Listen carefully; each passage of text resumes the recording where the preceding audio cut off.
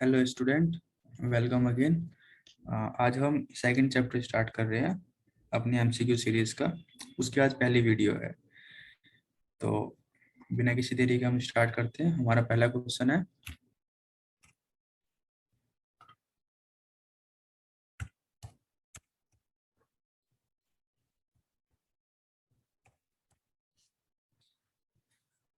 है, इतने मॉलिक्यूल्स हमें दिए हुए हैं 6.02 into 10⁻20 molecules of urea. Urea के मॉलिक्यूल दिए हुए हैं present in 100 ml of solution. Solution जो है उसका कितना क्वांटिटी है, वॉल्यूम कितना है 100 ml। हमें क्या बतानी है, कंसंट्रेशन हमें बतानी है सॉल्यूशन की। हमें बतानी है कंसंट्रेशन ऑफ सॉल्यूशन, और किस में बतानी है, हमें मोलर्स में बतानी है। तो पहले हम जो जो गिवन है वो लिख लेते हैं। गिवन क्या है, नंबर ऑफ मॉलिक्यूल्स 6.02 इंटू 10⁻20। हम यहाँ से नंबर ऑफ मोल्स निकाल सकते हैं। कैसे निकालेंगे, number of molecules divided by Avogadro number. 6.02 into 10⁻20 divided by 6.02 into 10⁻23। ये एवोगैड्रो नंबर की वैल्यू होती है। यहाँ से हमारे मोल्स आ जाएंगे 1 टू 10⁻³ मोल। उसके बाद हमें वॉल्यूम गिवन है, कितना गिवन है 100 ml। इसको हम, इसकी जो क्वांटिटी होती है उसको हम चेंज कर देंगे। इसकी क्वांटिटी जो जनरल स्टैंडर्ड क्वांटिटी होती है उसके अंदर, लीटर के अंदर हम इसको चेंज कर देंगे। तो इसको लीटर में चेंज करेंगे तो 0.1 लीटर आ जाएगा, क्योंकि हमें मोलर में निकालनी है। मोलर का क्या मतलब होता है, मोल पर लीटर। ठीक है, तो यहाँ से हमें मोल मिल गया और लीटर हमें यहाँ से मिल जाएगा। अब हमें क्या निकालनी है, कंसेंट्रेशन निकालनी है। Concentration number of moles divided by volume of solution in litre. तो हम कंसेंट्रेशन किस तरीके से निकाल सकते हैं, नंबर ऑफ मोल्स हमने लिख दिया, उसको हमने वॉल्यूम से डिवाइड कर दिया। ये हमारे मोल्स थे और ये हमारे लीटर था। तो यहाँ से यूनिट भी पता चल जाएगी, मोल पर लीटर। इसको अगर हम सॉल्व करेंगे तो आएगा 0.01 मोल पर लीटर। ठीक है, और इसी को कहते हैं 0.01 मोलर। तो हमें क्वांटिटी भी यहाँ से जो यूनिट है उसका भी पता होना चाहिए कि मोलर का क्या मतलब होता है, मोल पर लीटर। अगर हमें इस यूनिट का भी पता होगा तो हम बिना किसी आइडिया के इसका आंसर तक पहुंच जाएंगे। पहले मोल्स निकालेंगे, लीटर से डिवाइड कर देंगे तो मोल पर लीटर आ जाएगा। ठीक है, वही मोलर होता है 0.01 मोलर। ये करेक्ट आंसर है इसका। ठीक है, तो ऑप्शन बी इज करेक्ट। और हमारा नेक्स्ट क्वेश्चन है,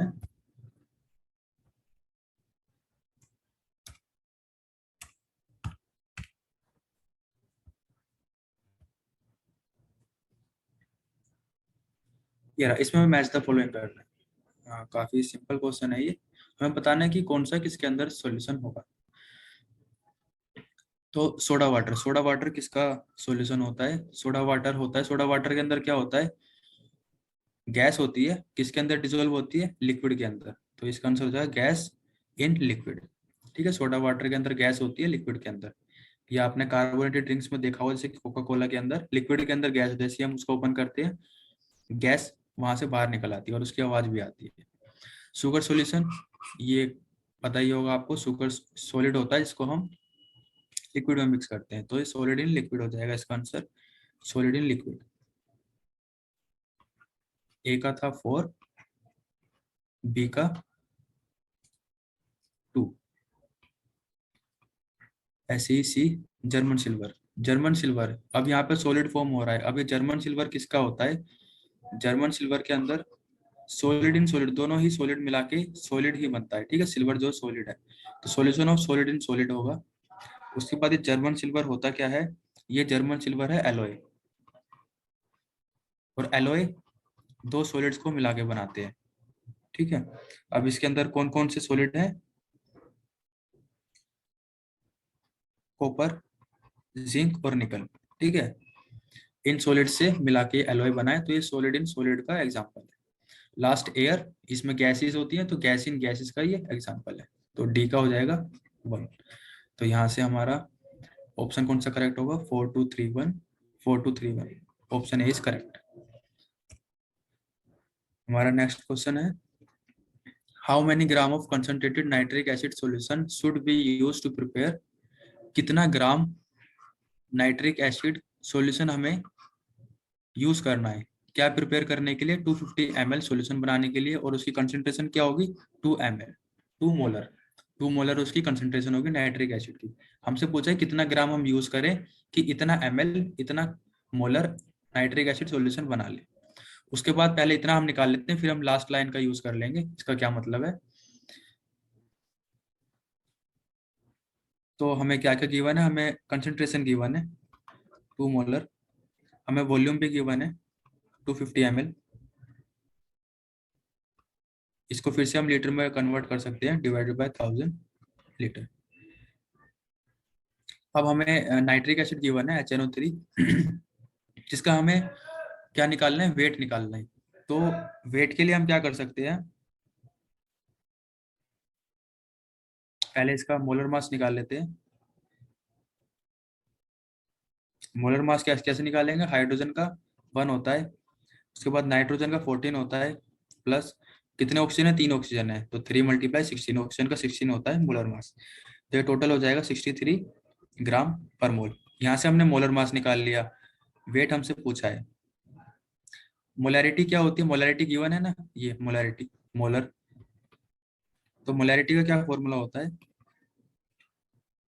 वेट जो भी हमारा कंपाउंड है, यहाँ पे HNO3 है, उसके बाद molecular mass multiply volume of solution in litre. ठीक है, या फिर हम इसको ये भी लिख सकते हैं, ये क्या होता है, वेट अपॉन मोलर मास क्या होता है, moles, number of moles divided by volume of solution in litre. तो नंबर ऑफ मोल्स को भी मैंने ओपन करके लिख दिया, weight of compound molar mass of compound.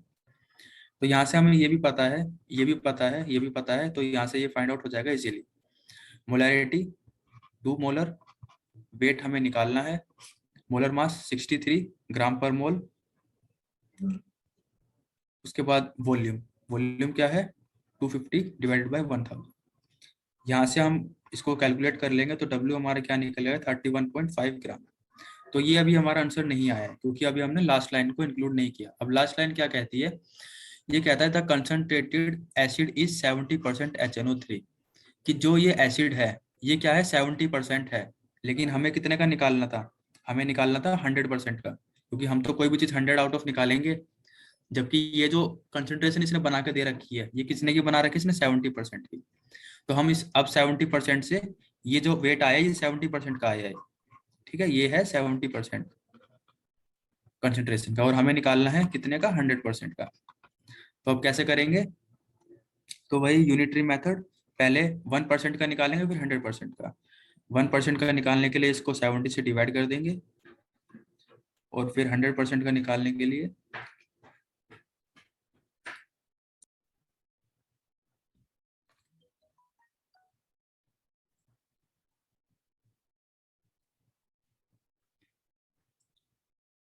तो पहले हम इसके लिए 1 का निकाल लेंगे, फिर हमें 100 का निकालना है तो मल्टीप्लाई बाय 100 कर देंगे। तो यहाँ से जब हम इसको सोल्व करेंगे तो क्या निकल के आएगा आंसर, तब निकल के आएगा 45 ग्राम। तो इसका करेक्ट आंसर होगा 45 ग्राम। ठीक है, ये 45 ग्राम। तो आप मतलब क्वेश्चन में दी हुई हर एक लाइन यूजफुल होती है, तो किसी को भी स्किप ना करें कि ये तो हमारे लिए यूजफुल नहीं है। कंसंट्रेशन आपको गिवन थी कि 70% HNO3 दिया हुआ था, हमें उसको 100% लेके चलना था। ठीक है, तो इसका करेक्ट ऑप्शन है option 1। Next question is, molarity निकालनी है मोल पर लीटर डिस्टिल या फिर प्योर वाटर की। तो फिर से वही करेंगे हम, मोलैरिटी क्या होती है, moles divided by volume of solution in litre. Moles कैसे निकालेंगे, given weight upon molecular weight, किसका, H2O का। ठीक है, वाटर में H2O होता है, तो 2 इंटू हाइड्रोजन का मोलिकुलर मास प्लस 16 ऑक्सीजन का मोलिकुलर मास, ये हो जाएगा 18 ग्राम पर मोल। उसके बाद और कुछ तो हमें गिवन नहीं है, वेट हमें नहीं गिवन, तो वेट हम किस तरीके से निकालेंगे, हमें पता है वाटर की डेंसिटी क्या होती है, डेंसिटी ऑफ H2O, ये हमें पता है कितनी होती है, 1 होती है। ठीक है, ये कॉमन वैल्यू है, ये याद होनी चाहिए। तो उसके बाद डेंसिटी हमें पता है, डेंसिटी का फॉर्मूला क्या होता है, मास पर यूनिट वॉल्यूम। वॉल्यूम कितना होगा, डेंसिटी हमें पता है, वहां से हम मास निकाल लेंगे। तो यहाँ से वेट ऑफ वाटर कितना आ जाएगा, वॉल्यूम हमें कितना लेना है, 1 लीटर लेना है, और 1 लीटर लेना है तो यहाँ से हम मास निकाल लेंगे 1 इंटू वॉल्यूम। वॉल्यूम कितना है, 1 लीटर। 1 लीटर के अंदर कितना होगा, 1000 ग्राम। तो यहाँ से हम 1 लीटर को 1000 ग्राम लिख सकते हैं, जिससे हमारा मास आ जाएगा 1000 ग्राम। तो हमने मास कैलकुलेट कर लिया, मोलर किलो मास कैलकुलेट कर लिया, तो यहाँ से हम मोलरिटी निकाल सकते हैं।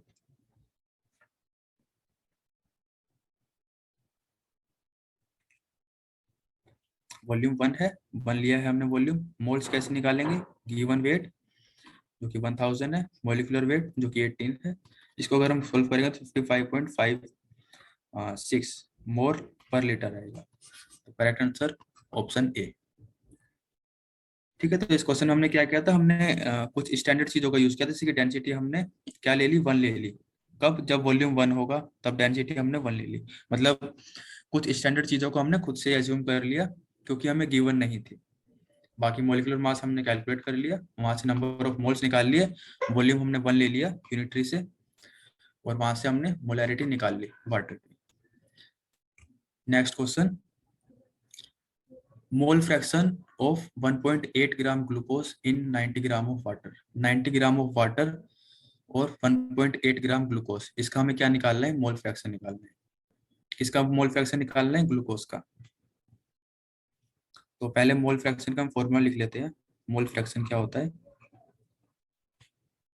इसको काई से लिखते हैं, ठीक है। किसका हमें निकालना है, ग्लूकोज का।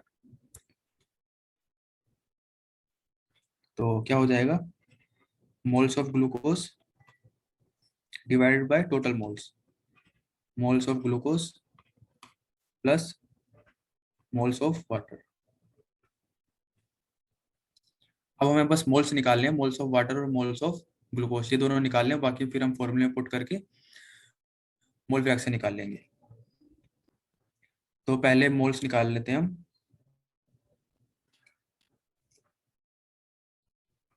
मोल्स किसके, ग्लूकोज की। ग्लूकोज का गिवन वेट कितना दिया हुआ है, 1.8 ग्राम। और मोलिकुलर वेट क्या होता है ग्लूकोज का, ग्लूकोज का फॉर्मूला से अगर हम मोलिकुलर वेट निकालें तो ग्लूकोज का मोलिकुलर वेट निकल के आएगा 180 ग्राम पर मोल। इसको अगर हम सोल्व करते हैं तो 18 मोल आएंगे ग्लूकोज के। सेम ऐसे ही अगर हम वाटर के मोल्स निकालेंगे तो वाटर का जो मोलिकुलर वेट होता है वो होता है 18। अभी हम लास्ट क्वेश्चन निकाला था 18 ग्राम पर मोल, और यहाँ पे जो वेट दिया हुआ है वो कितना दिया हुआ है, 90। तो given weight by molecular weight हम करेंगे तो वाटर के नंबर ऑफ मोल्स आ जाएंगे यहाँ पे 5 मोल। बस फिर मोल फ्रैक्शन के फॉर्मूले में पुट करेंगे और इजीली कैलकुलेट कर देंगे।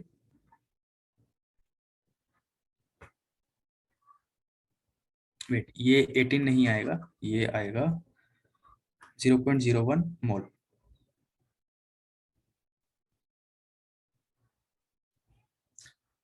तो अब हम मोलिकुलर मोल फ्रैक्शन के फॉर्मूले में इन दोनों के मोल्स को पुट कर देंगे। 0.01 divide by total moles, 0.01 plus 5 मोल। इसको अगर हम सोल्व करेंगे तो आंसर आएगा 0.019। 0.019, 0.0019। Option C is correct. ठीक है, तो ये जो ऑप्शन है काफी सिमिलर है, ऑप्शन बी सी डी। ठीक है, तो आपको ठीक से कैलकुलेट करना है, और यहाँ देखने के बाद भी एक भी जीरो मिस नहीं करनी। ठीक है, ऑप्शन सी करेक्ट है, ऑप्शन बी नहीं लगाना, डी भी नहीं लगाना। नेक्स्ट क्वेश्चन हमारा है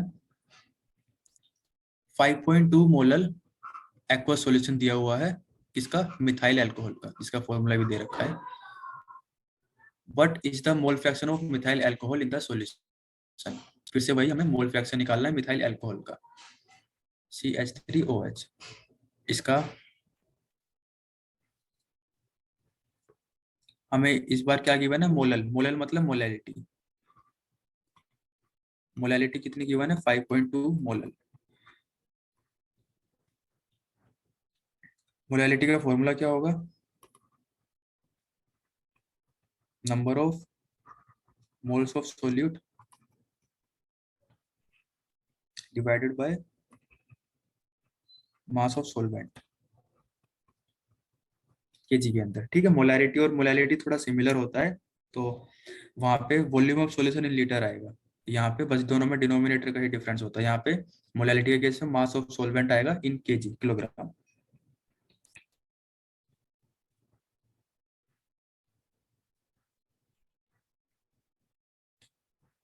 तो यहाँ से हमें मोलैलिटी पता है, मास ऑफ सॉल्वेंट,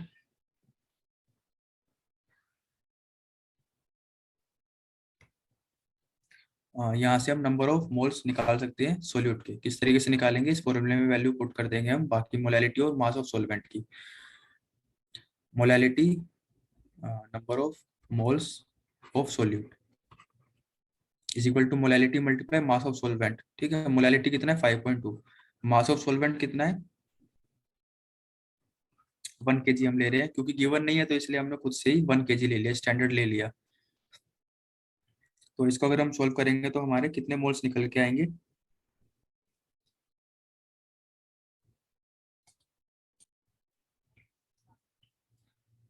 हाँ तो यहाँ पे आ जाएंगे 5.2,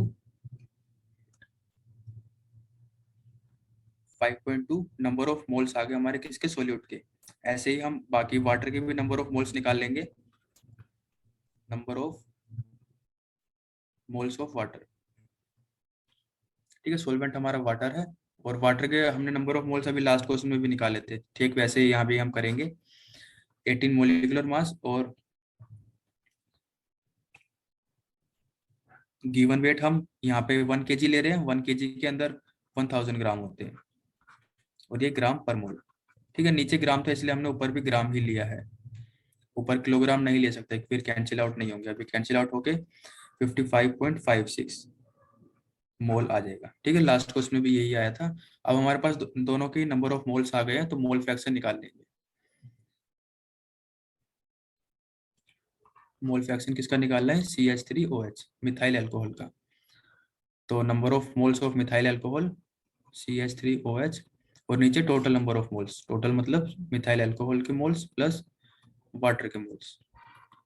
यहाँ पे जब हम वैल्यू सब्स्टिट्यूट करेंगे इनकी, 5.2 डिवाइडेड बाय 5.2 प्लस 55.56, तो ये आ जाएगा 0.086, 0.086, ऑप्शन सी इज करेक्ट, ठीक है। तो हमारा नेक्स्ट क्वेश्चन है, if mole fraction of solute in 1 kg benzene is 0.2। Mole fraction किसका, सोल्यूट का। सोल्यूट को हम सोल्यूट ही लिख देते हैं, कितना है 0.2, और कितने के अंदर, हमें वेट दे रखा है, मोलैलिटी पूछी है, ठीक है। तो अभी हमने लास्ट क्वेश्चन में भी ऐसे ही कुछ किया था। मोलैलिटी कितना हमें दे रखा है, 1 kg benzene, mole fraction of solute in 1 kg of benzene, 1 kg, और यहाँ पे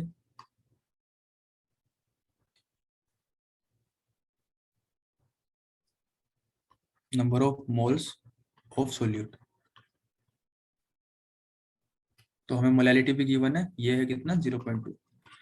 हमसे पूछा है क्या, then molality of solution is, molality यहाँ पे 0.2 मोलैलिटी नहीं है, 0.2 तो मोल फ्रैक्शन है। मोलैलिटी हमसे पूछी है, ठीक है। मोलैलिटी हमें फाइंड आउट करना है।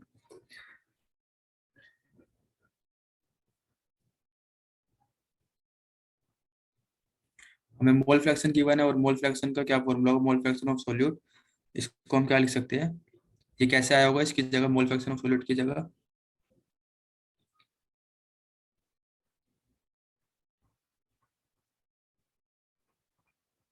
Moles of solute divided by total moles, moles of solute plus moles of solvent.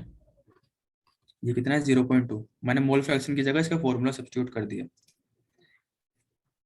उसके बाद ये दो मोल्स हैं जिनको ऐड करके टोटल 100 आएगा, तो इसमें से अगर मैं किसी एक मोल्स को x ऐड कर लेता हूँ, तो दूसरा, अगर मैंने ये जो सोल्यूट है इसके मोल्स को x ऐड कर लिया, तो इसकी जगह मैं x सब्स्टिट्यूट कर दूंगा, और मोल ऑफ जो हमारा सोलवेंट उसको मैं फाइंड आउट कर सकता हूँ। मोल ऑफ सोल्यूट हमारा x ही रहेगा, मोल ऑफ सोलवेंट, सोलवेंट क्या है, बेंजीन है, और बेंजीन कितना दिया हुआ है, 1 kg बेंजीन दिया हुआ है। Moles of benzene, benzene C6H6 होता है, जिसका हमें वेट कितना दिया हुआ है 1 kg, और इसका मोलिकुलर वेट कितना हो जाएगा 78 ग्राम पर मोल। तो यहाँ पे हमें इस केजी को कन्वर्ट करना है, तो इसको कन्वर्ट करने के लिए 1000 से मल्टीप्लाई कर देंगे, तो ये केजी नहीं रहेगा, ग्राम हो जाएगा। इसको अगर हम सोल्व करेंगे तो यहाँ से बेंजीन के मोल्स आ जाएंगे 12.82 मोल्स। तो यहाँ पे हम मोल्स ऑफ सोलवेंट जो कि बेंजीन है उसकी वैल्यू सब्स्टिट्यूट कर देंगे 12.82 इज इक्वल टू 0.2। तो यहाँ से इस इक्वेशन को, यहाँ से इक्वेशन बनेगी, उसको सोल्व हम करेंगे तो एक्स की वैल्यू क्या आ जाएगी, एक्स की वैल्यू आ जाएगी 3.205। तो अब हमें क्या निकालनी है, मोलैलिटी निकालनी है। इस फॉर्मूले में हम number of moles of solid को सब्स्टिट्यूट कर देंगे जो कि एक्स है। एक्स की वैल्यू हम सब्स्टिट्यूट करेंगे, मोलैलिटी अगर निकालेंगे तो 3.205 डिवाइडेड बाय 1 kg हमारा सोलवेंट है, तो इसको कैलकुलेट करके आएगा 3.2। Option A is correct. ठीक है, तो यहाँ से हमने मोलैलिटी निकाली है। मोलैलिटी के फॉर्मूले की हमें क्या क्या चीज चाहिए थी, number of moles of solute और volume of solution, weight of solvent in kilogram. वो हमें गिवन है 1 kg, तो हमें मोल्स ऑफ सोल्यूट ही निकालने थे, तो वो हमने मोल फ्रैक्शन से निकाल लिए। यहाँ पे अब बस मोल फ्रैक्शन ऑफ सोल्यूट के फॉर्मूला हमें पता होना चाहिए, जिसमें से हमें मोल फ्रैक्शन ऑफ सोल्यूट तो निकालना था, moles of solute. Moles of solvent की भी कुछ वैल्यूज गिवन थी, इससे हम मोल्स ऑफ सोलवेंट भी निकाल पाए हैं। ठीक है, तो यहाँ से मोल्स ऑफ सोल्यूट हमने निकाला, फिर सब्स्टिट्यूट किया मोलैलिटी के फॉर्मूले में और मोलैलिटी कैलकुलेट कर ली।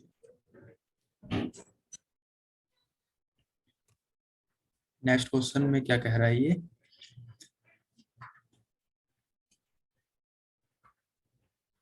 10% M/m एक्वस पोटेशियम आयोडाइड, जिसकी डेंसिटी हमें दे रखी है इतना ग्राम पर मिलीलीटर। इनमें से हमें बताने है कि ट्रू स्टेटमेंट कौन सी है। तो पहले तो इस लाइन का क्या मतलब होगा, इस लाइन का मतलब होगा 10% सॉल्यूशन, किसका सॉल्यूशन, पोटेशियम आयोडाइड का। पोटेशियम आयोडाइड को KI से हम लिखते हैं, जिसकी डेंसिटी है इतनी। तो इस लाइन का क्या मतलब है, 10% M/m एक्वस पोटेशियम आयोडाइड, इसका मतलब है कि 10% सॉल्यूशन ऑफ पोटेशियम आयोडाइड। इसका मतलब है कि 10 ग्राम पोटेशियम आयोडाइड है, टोटल 100 होता है, तो बचा कितना 90 ग्राम किसके अंदर, वाटर के अंदर। वाटर कहाँ से आया, क्योंकि यहाँ पे एक्वस दे रखा है। तो 10 ग्राम पोटेशियम आयोडाइड है कितने के अंदर, 90 ग्राम वाटर के अंदर। तो इस लाइन का ये मतलब है। तो पहली स्टेटमेंट है वो इनकरेक्ट हो जाती है, क्योंकि वो क्या कह रहे थे, solution contain 100 gram of water, जबकि वाटर कितना है 90 ग्राम। सेकंड में मोलैरिटी कह रहा है कि इतनी है, तो हम मोलैरिटी कैलकुलेट करके देख लेते हैं। अगर इतनी आएगी तो ये स्टेटमेंट करेक्ट होगी, हमें करेक्ट स्टेटमेंट बतानी है। Molarity number of moles of solute और volume of solution in litre. ये सोल्यूट पोटेशियम आयोडाइड है KI। तो अब मैं यहीं पे वैल्यू पुट करूंगा मोल्स ऑफ इसकी KI की, गिवन वेट पोटेशियम आयोडाइड का अगर हम गिवन वेट देखें तो 10 ग्राम दे रखा है, और मोलिकुलर वेट कितना होगा 166 ग्राम पर मोल। ठीक है, आप कैलकुलेट कर लेना पोटेशियम और आयोडाइड का molecular weight.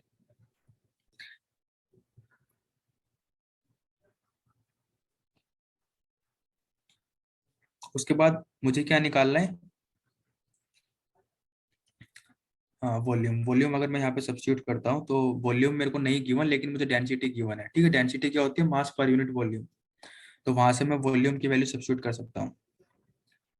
Density is equal to mass per unit volume, volume is equal to mass divided by density. Mass कितना है डिवाइडेड बाय डेंसिटी।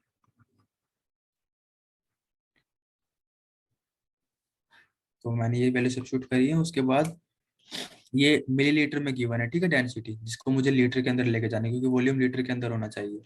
तो मुझे इसको 1000 से डिवाइड भी करना पड़ेगा। यहाँ पे मैंने 1000 से डिवाइड किया तो वो ऊपर चला गया। अगर मैं इसको सोल्व करता हूँ तो इसकी वैल्यू आएगी 0.72 मोल पर लीटर। जो कि यहाँ पे दे रखे 2.90, तो मोलैरिटी वाली स्टेटमेंट भी इनकरेक्ट है। इसको ही मैं लिख सकता हूँ 0.72 मोलर। नेक्स्ट स्टेटमेंट क्या है, मोलैलिटी कह रहा है 0.67 होनी चाहिए, तो मोलैलिटी चेक कर लेते हैं क्या होगी। अगर मोलैलिटी भी इतनी निकल के आती है तो ये स्टेटमेंट करेक्ट होगी।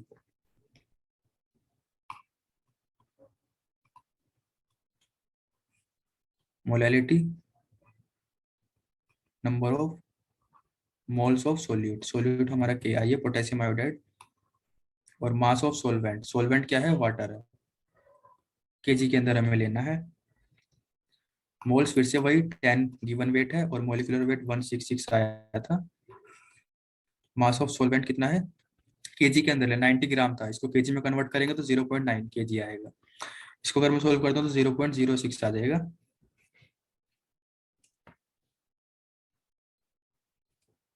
और ये 0.06 के पास ये 0.67, तो ये स्टेटमेंट करेक्ट हो जाएगी।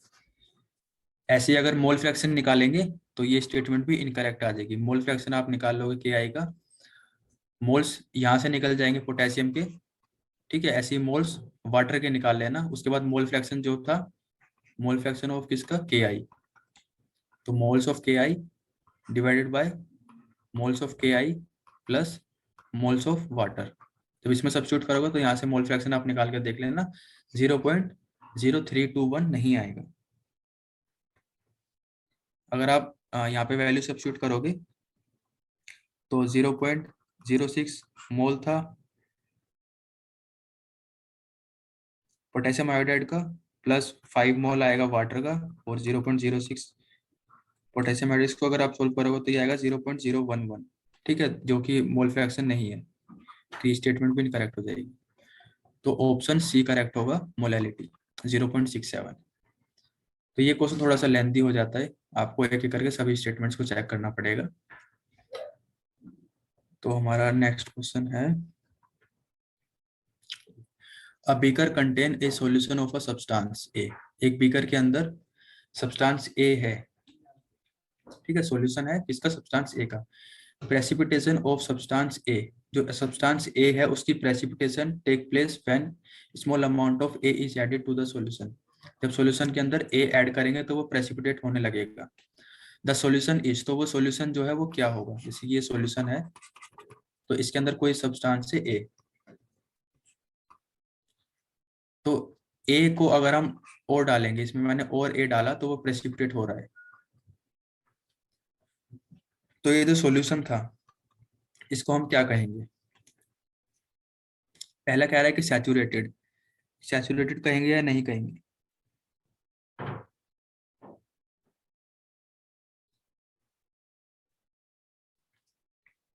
तो पहले हम ये देख लेते हैं कि इनके टर्म का क्या मतलब होता है। अगर वो और ए जो सब्सटेंस है, अगर वो और ए सब्सटेंस को डिसोल्व नहीं करेगा तब हम उस सॉल्यूशन को कहेंगे सैचुरेटेड सॉल्यूशन, ठीक है। जब उसके अंदर और सोल्यूट डिसोल्व नहीं होंगे तब हम उसको कहेंगे सैचुरेटेड सॉल्यूशन। उसके बाद अनसैचुरेटेड सॉल्यूशन कब कहेंगे, जब उसके अंदर और ए सोल्यूट डिसोल्व होने लगेंगे, ठीक है, और ए डिसोल्व होता जाएगा तब हम उसको कहेंगे अनसैचुरेटेड। जब डिसोल्व नहीं होगा तब सैचुरेटेड, जब डिसोल्व होता रहेगा तब अनसैचुरेटेड।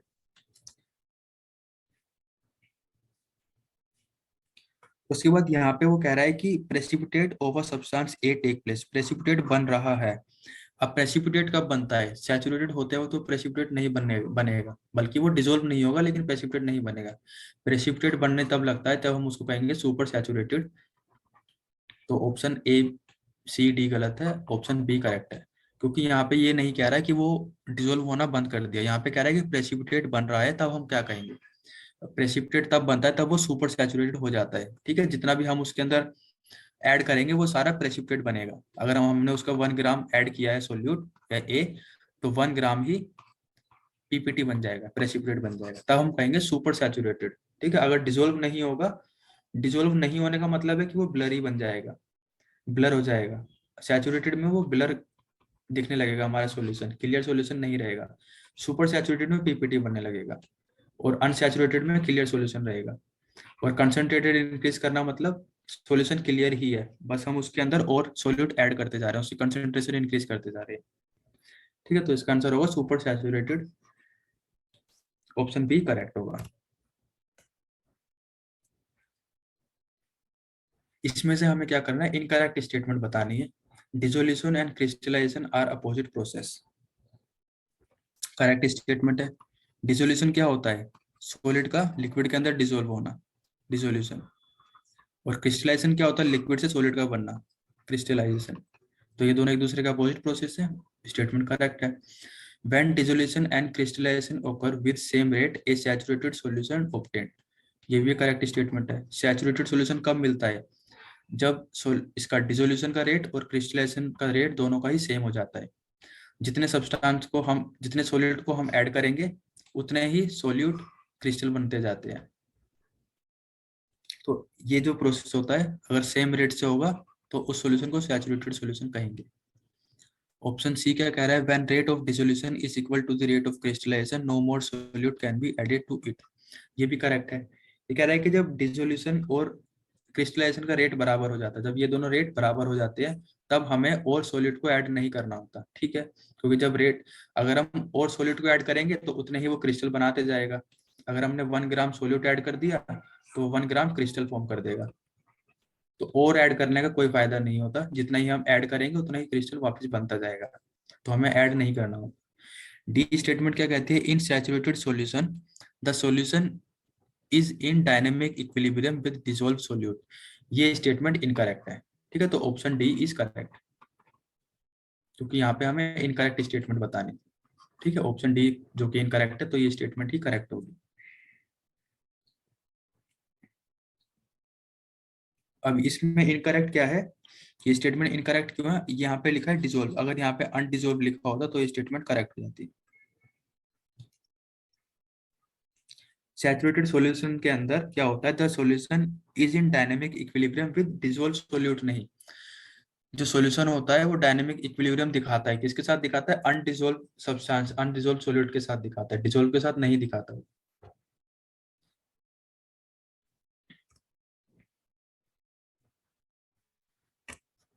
नेक्स्ट क्वेश्चन है, on dissolving sugar in water at room temperature. Sugar को हमने वाटर के अंदर डिसॉल्व किया रूम टेम्परेचर पर, solution feel cool to touch. तो सॉल्यूशन थोड़ा कूल लगेगा टच करने में। Under which of the following cases dissolution of solution will rapid. Dissolution जो है रैपिड किस कंडीशन के अंदर होगा,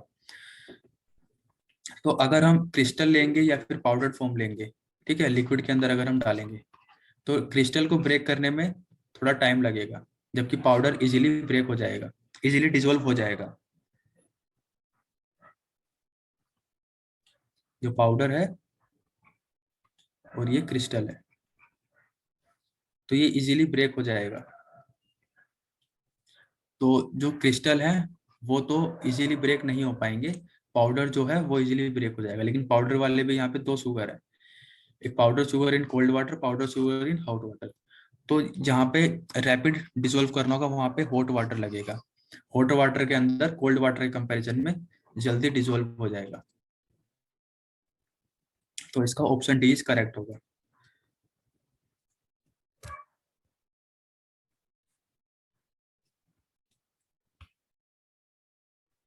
नेक्स्ट क्वेश्चन में हमें क्या दे रखा है, Henry law constant. Henry law constant, Henry law के कांस्टेंट्स हमें कुछ दे रखे हैं। हीलियम, इसका दिया हुआ है 144.97 केल्विन बार।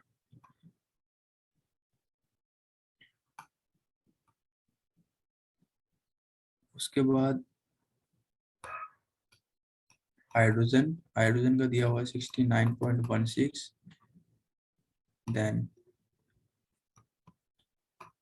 ऑक्सीजन, ऑक्सीजन का दिया हुआ है 34.86। ये तो है हेनरी लॉ के कांस्टेंट की वैल्यूज। हमें क्या बताना है, correct order of their solubility. तो हमें हेनरी लॉ के कांस्टेंट और सोल्यूबिलिटी के अंदर जो रिलेशनशिप है उसका पता होना चाहिए, फिर हम इसका आंसर इजीली दे पाएंगे। तो ये दोनों चीजें जो होती हैं,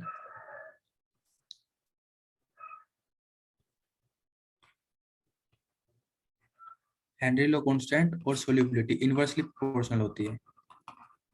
मतलब अगर हेनरी लॉ कांस्टेंट की वैल्यू ज्यादा होगी तो सोल्यूबिलिटी कम होगी। तो अगर हम यहाँ पे देखें तो इजीली इनको कंपेयर कर पाएंगे। इसकी हेनरी लॉ कांस्टेंट की वैल्यू सबसे कम है तो इसकी सोल्यूबिलिटी सबसे ज्यादा होगी, तो ऑक्सीजन की सोल्यूबिलिटी सबसे ज्यादा होगी। ऑप्शन सी और डी में से आंसर होगा। ऐसे ही यहाँ पे हीलियम के हेनरी लॉ कांस्टेंट की वैल्यू सबसे ज्यादा है तो इसकी सोल्यूबिलिटी सबसे कम होगी। तो ये H2 वाला गलत हो जाएगा, हीलियम वाला करेक्ट हो जाएगा। तो इसका करेक्ट ऑर्डर होगा सोल्यूबिलिटी का।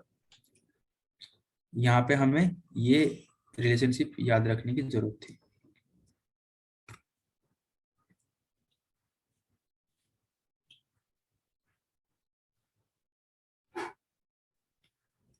नेक्स्ट इस क्वेश्चन में क्या करना है, calculate the concentration of nitrogen present in water. Concentration बतानी है नाइट्रोजन की, ठीक है, जो कि वाटर के अंदर प्रेजेंट है। और क्या हमें दिया हुआ है, टेम्परेचर एज्यूम करना है 25 डिग्री सेल्सियस, प्रेशर एज्यूम करना है 1 atm, मोल फ्रैक्शन नाइट्रोजन का दिया हुआ है 0.78, के एच की हेनरी लॉ कांस्टेंट की वैल्यू दे रखी है 0.842 इंटू 10⁻⁻7 मोलर पर mm ऑफ Hg। प्रेशर हमें दे रखा है 1 atm, टेम्परेचर 25 डिग्री सेल्सियस। हमें निकालनी है कंसंट्रेशन ऑफ नाइट्रोजन। तो यहाँ पे एक दो रिलेशन है जो कि याद होनी चाहिए, उससे हम इजीली कैलकुलेट कर सकते हैं। जैसे कि partial pressure of nitrogen is equal to mole fraction of nitrogen multiply by total pressure.